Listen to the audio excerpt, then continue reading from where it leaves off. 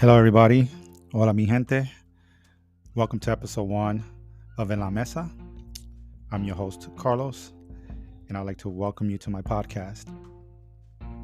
Today's podcast and episode is something that is very near and dear to me, something that I never thought that I would ever experience as an adult, something that I never thought that would impact my life the way it has impacted my life over the last 10 to 15 years, and what I can say is life-changing, has been life-changing for me. And the reason why I decided to speak about this, not only is because of something that I've experienced and experienced, it's due to it being October, and October being a mental health awareness month. And it's very big on it in regards to promoting self-awareness, self-love, promoting all the things that help me in my day-to-day and help me to want to help others kind of know that they're not alone, because suffering through some of these things sometimes can be lonely, especially when you grow up in a minority household where sometimes it's not looked at as being a brave thing to do, right? It's looked at as you need to be stronger. Maybe it's in your head, but that is of depression and anxiety. And it's a good segue to my story, and how I was diagnosed with depression and anxiety. All stems up from a very tragic day that I think many of us were witness to, especially many of potentially my listeners and friends and colleagues who were with me on that very devastating day of 9/11. And the things that I experienced and the things that we saw on that horrific day were things that would forever stay in my mind and etched in my brain. And I would have to not only thank those that were with me that day, but I also want to thank those for being a family, because I think during those hours, which felt like days, those minutes and hours just felt so long, I think we bonded in that moment, and it kind of made us more than just colleagues and friends. It actually made us family. But with that, being in the ever rushing rush of trying to get everything back in order in life, moving as fast as it was during those days and weeks and months, I never spoke about the things I saw. I never spoke about the things I experienced, outside of maybe our few friends who were there with us. But we never talked about it in a way of support, or at least I didn't do it, right? I didn't speak about the experiences that I had, about the fear of what that did to me in terms of being in buildings with floors that went above 10 or 6 floors. The anxiety that brought on getting on a plane, being in places where potentially it was a famous landmark and you never knew what was going on because the amount of attention and security that was around in those areas. So that's pretty much where I would say most of my anxiety has stemmed from. And I never really spoke to anybody. I never really faced it because at that time I felt very ashamed to even be present, right? And I think a lot of us who survived or witnessed those events, who lost loved ones and lost friends and lost, that could have been me, right? That could have been a bunch of us who would have never made it. So I felt a lot of that guilt because good people died that day. People we knew, people that you either had lunch or had conversations with, you know, lost their lives on that very tragic day. So I really didn't talk to anybody. I really didn't have, or felt like I had an outlet to speak about what I was going through, the horrific things I saw. And again, you were so busy with your day to day that life really kind of took over. And I really never sat down and expressed my fears or my concerns and the things that I needed to begin some sort of healing process, right? So as the time passed and the years went on, it was very difficult for me to speak even or even watch TV or even have any remembrance of that day because of the amount of emotional stress that put on me to know exactly the impact that it had on me. So 11 years passed by, or actually 10 years passed, and I had to live through one of the most tragic events in my life, and that was the moment that my dad had suffered a massive heart attack. And even talking through this, it begins to bring a lot of emotion on the surface because for many of us who have lost a parent or a loved one, it's very difficult to see them in a state um, of helplessness, right? Where you look at them and you wish that you can take all that pain away, or you wish that you could do something to make them feel better. And especially my dad, I think he was well liked and a man who was strong, right? And to see a man in the bed and a bunch of tubes on him, it was devastating, right? To see that. And then to be with him to his final breath was, for me, the straw that broke the camel's back in terms of my anxiety levels and the depression kicking in. Because to me, I lost, my best friend, right? My dad was the one man who I can talk to and confided in. And me and my siblings were very close, or are felt very close, I have to say. And, seeing our dad in that situation, I think was hard for us because, our dad, we look at him as, one of the strongest men in our lives. And I think many of us who have our father figures look at our father that way, right? With the upbringing, being the supportive, being the disciplinarian. Not to take anything away from my mom, because my mom, I think, was the most disciplinarian. But, when dad got the phone call growing up as a kid, those are the moments that I think with myself, I wanted to go to church more and figure out ways to hide under the bed or try to hide from my dad. But, seeing him there in a state of not being able to help him, it was difficult for me to process that. And again, being with my dad to his final breath, and then seeing him in a coffin, and kind of processing all of that with life and the stressors of life, and being a dad, and and having to balance all of that. At the time, I didn't really speak to anyone about what I was feeling or what I was going through, because I was in a state of anger, in a state of stress, in a state of confusion, because I felt like more could have been done to save my dad.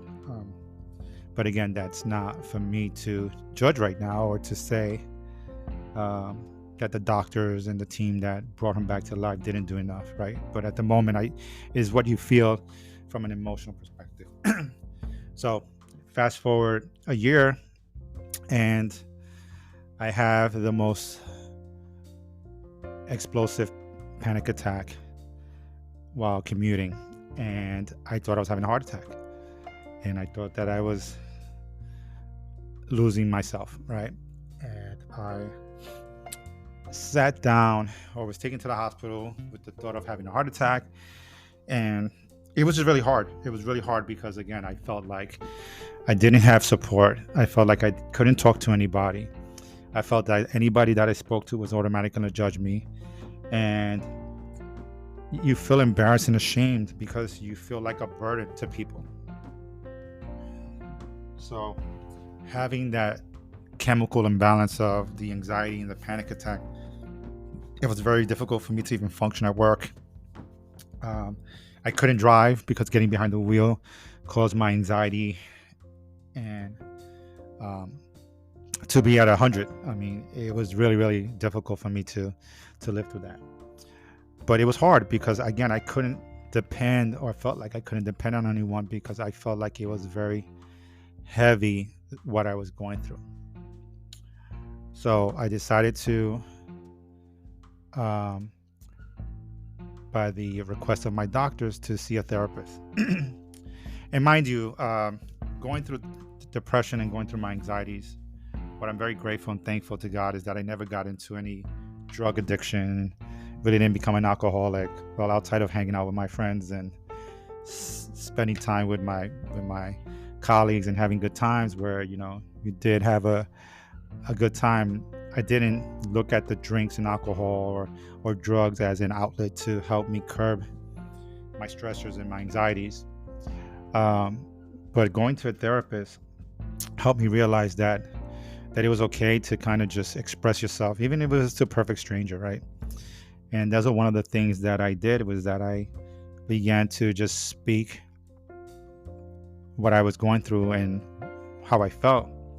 Because sometimes, like I said, it becomes very hard, especially when you live and you grow up in a mindset where, as a man, especially, and this is no knock to my fellow ladies, I think you ladies have also a very heavy burden to carry, especially being a lady in this day and age, with a lot of things that have really put women in a place where judgment comes very quickly, right?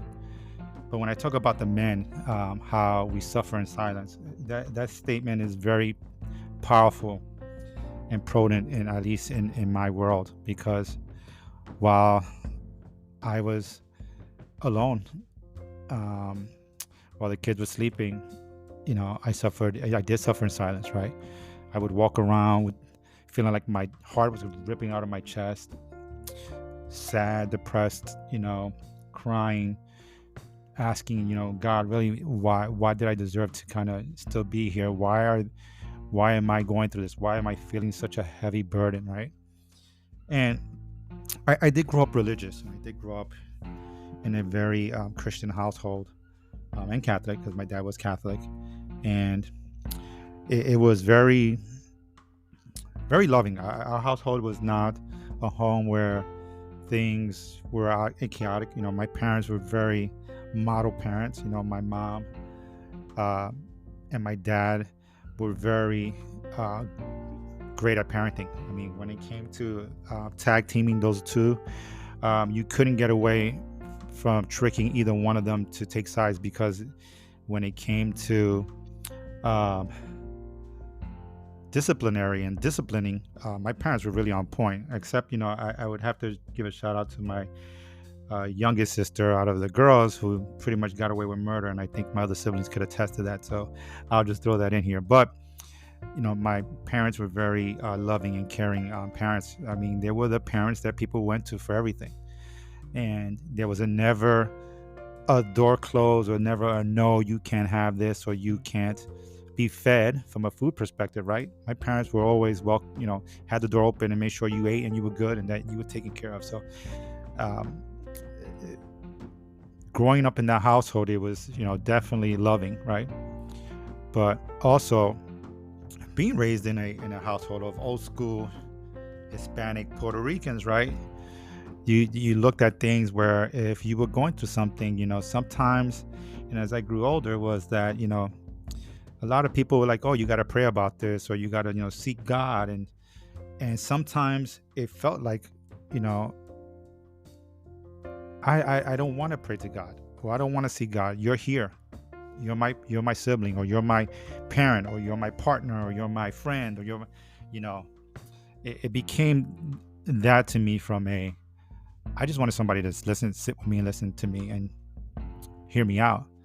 So those are when I talk about the lonely nights. And as I mentioned, being raised in a very Christian household, I took for granted that um, silence, right? I took for granted those moments where I was alone, crying, feeling overwhelmed, and feeling the pressure of the world on my shoulders. That silence was really a place for me to let God talk to me or let God listen, right? I think it was his way of telling me that he was there, right? And whether you believe in God or not, again, that is how I viewed it, and how I view it now as I see it that way, right? But yeah, I went through some really tough times. Then, of course, for those that know me, went through my divorce, and that was also stressful, and kind of got into uh, a couple of things that I shouldn't have, and should have just taken time for myself and reflecting on my life, and made some, really um, decisions that on life that kind of changed the trajectory of how I was doing things, and um, that brought on a lot of stress with that, and that's where my depression kind of became more prevalent on the surface for me. I mean, I was a person that always hid my scars very well, and for those that know me and for those that will see me, I was just Carlos. I was Carlos the happy guy, right? Carlos the helping guy. Carlos who would always be there for you.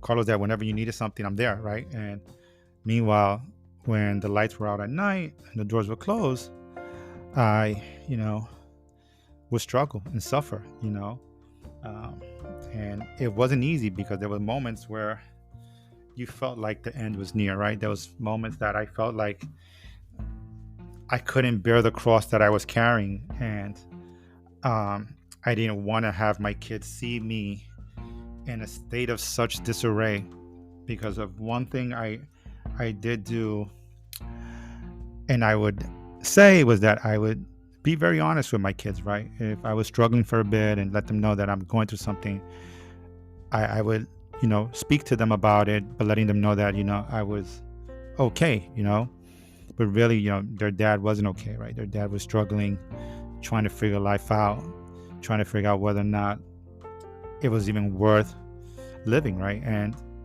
I can sit here today and say that, those thoughts were not the best thoughts, and really taking time for myself and working on myself really helped me kind of get to a point where I can speak about this freely, right? I don't feel ashamed anymore. I don't feel like, oh my God, I have to be ashamed. I actually want people to know that there are outlets, healthy outlets out there that you can reach out to help you, even if it's just a person to talk to. I even call the 1-800 suicide hotline just to have somebody to talk to and kind of express my stressors, and just to have somebody listen to me and not tell me what I needed to hear, but what I wanted to hear. And that was just pure silence, and them letting me know that they were there, and that, I would take long walks at the time from 14th Street all the way into Ridgewood, Queens, crossing the Williamsburg Bridge just on the phone, just having conversation to kind of just have someone to talk to. Because again, I felt all alone, right? I felt like I had no one there. But as I say, having this chemical imbalance or having this anxiety and depression kind of in your system kind of is like a roller coaster. Like there's moments that you're going to be great, and there's moments that you're going to get knocked down on your knees. But I am grateful for my support system, and I'm grateful for the people around me, right? Because I think I'm able to openly speak about things, about what I'm feeling, and what's in my mind, either with my therapist or with some of my best friends that I communicate with, not every day, but on a frequency basis, right? And what it does, it kind of opens up those lines of communication to people feeling comfortable and saying, you know what, I'm going through the same thing, Carlos. Thanks for opening up, because a lot of, again, us as especially men and the male spectrum, it's very difficult to speak about, right? And that's why it becomes taboo that as a man or as a male body, you can't talk about this, because you have to be tough, right? And you have to put that facade. And you have to be strong, and you can't be weak, and you can't be emotionally uh, vulnerable to your feelings. And I just want to tell all of my listeners and everyone who's listening, especially my male listeners that are out there, it's okay to be vulnerable. It's okay to express how you feel. Hell, man, it's okay to cry, right? It's okay to let that out, man. No one's going to ever look at you as weak, because at the end of the day, one thing I learned is that, when Jesus was on the cross, and for those who believe and are believers, Jesus cried, right? Jesus wept. And if a person who carried a cross was beaten to God knows how much strength he had left in his body and pinned to a cross, was able to cry as a man, going through everything that he went through, it's okay to bring your guard down and not be so strong, right?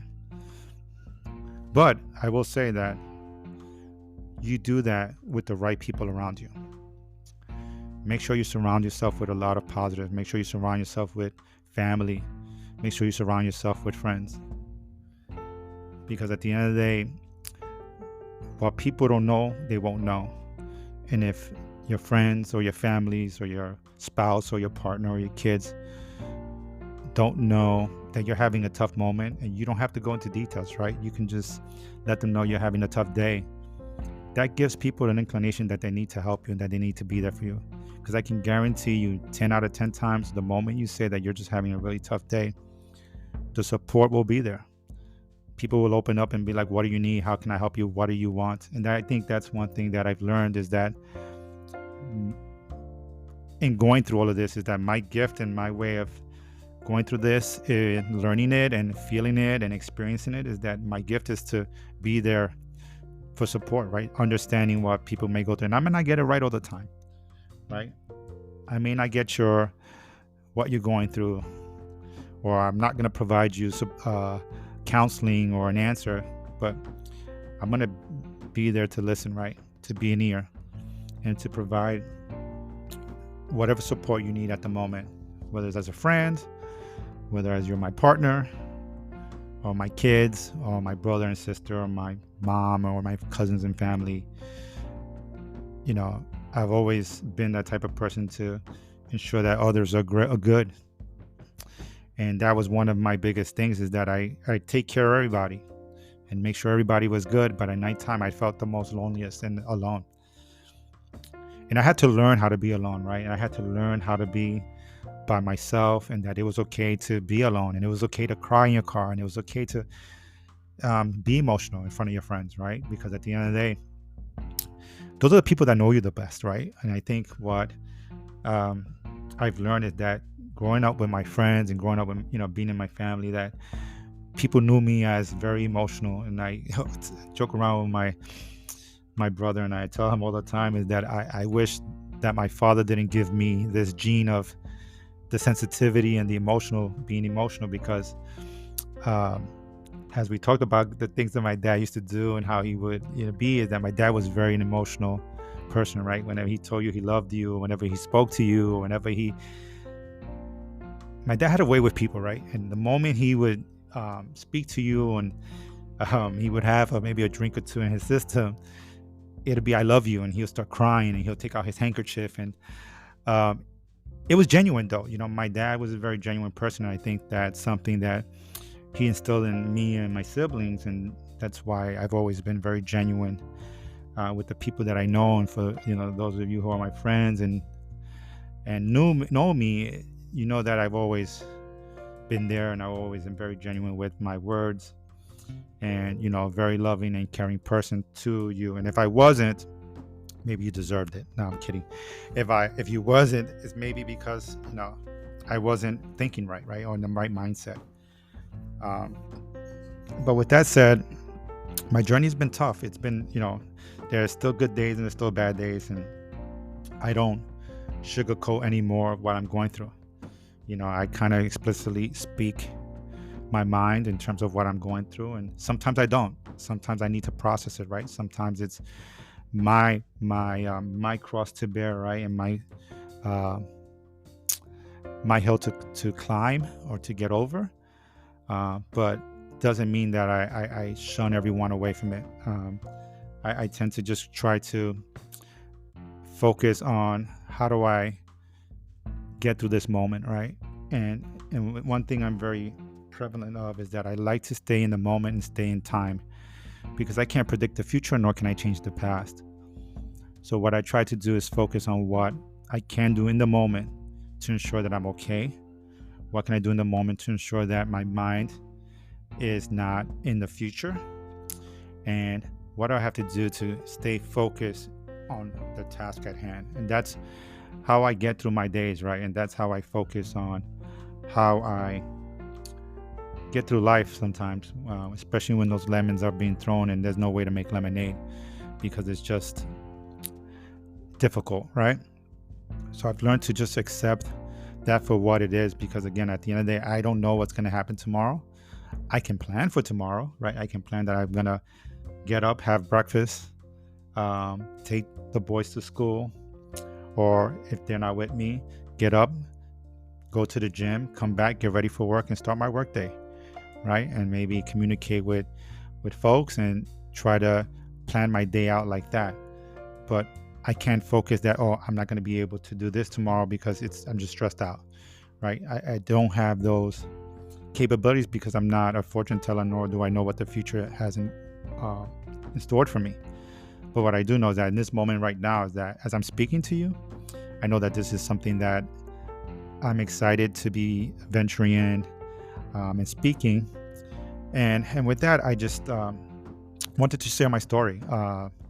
And if anybody out there who's listening is going through something, please reach out to those that know you. Please make yourself available. I opened up an email address. It's in enlamesa@gmail.com.